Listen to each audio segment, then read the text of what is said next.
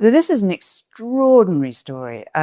So he was born in a place called the Judengasse, which was a Jewish ghetto, basically. And it was the house that he lived in when he eventually had 13 children was only 14 feet wide. And he lived there with his very, very overpowering and dominant and an incredibly brilliant wife who was called Guttel.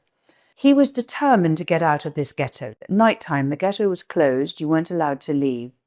The street was so narrow that no sunlight could penetrate. There was no plumbing, there was no sewage, there was nothing. So everything you can imagine happened in this street. And unsurprisingly, he wanted to get out of there. And he started a small coin business, and that did reasonably well. But actually, and this is where it ties into legacy, his great strength was to send his 5 sons to the capitals of Europe at that time. And what they did is they set up, in effect, the first international banking system. So whereas everyone used to be in separate different countries or separate cities until then, these 5 boys communicated with each other, sometimes by pigeon, and they wrote to each other in Judendeutsche, which was a kind of Yiddish German vernacular.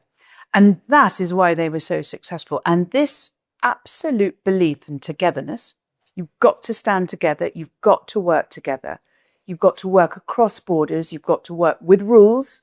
And by 1789, when the last one went, to 1815, so a very, very short period of time, it was said that no government or king would consider going to war without the Rothschilds supporting them, because that was how incredibly influential and powerful they had become.